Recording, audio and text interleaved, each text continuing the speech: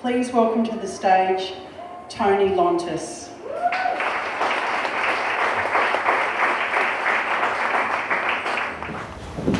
Hi everyone, my name's Toni Lontis and I'm a little bit nervous, so you'll have to forgive me.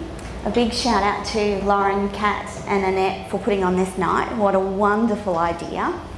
You all know that people are connected by stories, that part of our humanity is the story we tell. And so tonight I just thought I'd tell you a little bit about myself. I was born with what they call a congenital birth defect, a pre-auricular sinus, so a little tiny little hole in the side of my ear connected to my parotid gland by a tiny tube of tissue.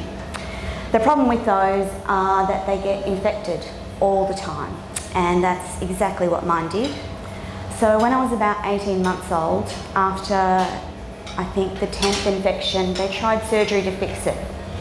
And the result was I was left with a left-sided facial palsy. I couldn't smile, I couldn't whistle, my eye teared, my mouth dribbled at night, I couldn't chew properly on my left side. So as you can imagine, going to school and through high school, it was not the best time for me.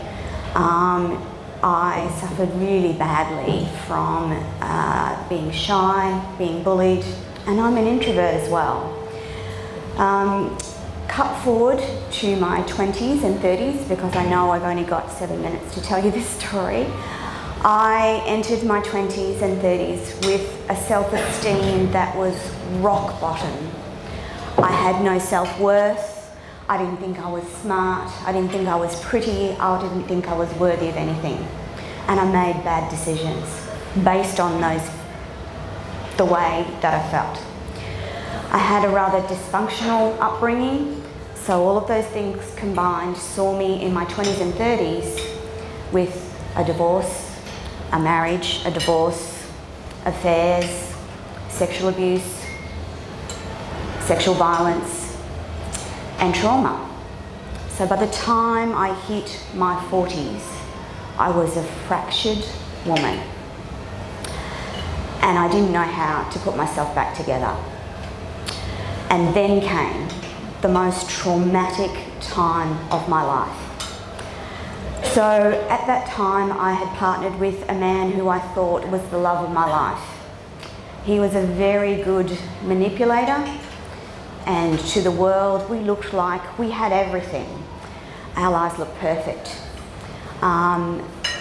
We were about to get married. I'd just been diagnosed with my first nervous breakdown. And into this mix, I went to lunch with my best friend. And over lunch, my beautiful, darling daughter disclosed a history of sexual abuse at the hands of the man I was about to marry in 2 weeks' time. So, what happened from this trauma?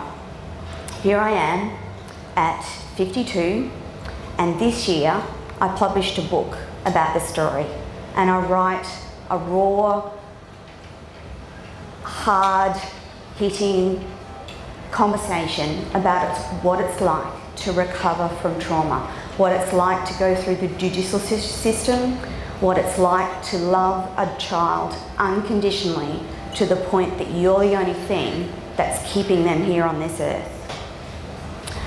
So I just wanted tonight to let you know each and every one of you have a story, and your stories are important. And if you take the step in telling your story, you don't know what's going to happen. So by telling my story and publishing my book, here I am in July 2019, speaking to you wonderful people in this fabulous little place. I have a book, I'm trying to be a speaker, and I have a radio show. And my radio show is called Radio Toni, and it's broadcast all over the world. It goes for 2 hours each week. And all this from a fractured human being who decided enough was enough, who had the determination, learned the skills of resilience. And by the way, that's the name of my book, Resilience, the story of a broken little girl discovering a woman of strength and beauty. And I just want you to know, those of you that have suffered trauma at any level, and all of us have trauma, that there is a way to heal and there is hope. And I wish that I'd had someone that could show me hope when I was so desperately down and in that dark place. So that's the purpose of my life now, to talk to wonderful people and groups like you and to tell people's stories on Radio Toni. Each week I have a guest and they tell their story, and what comes from that are amazing things.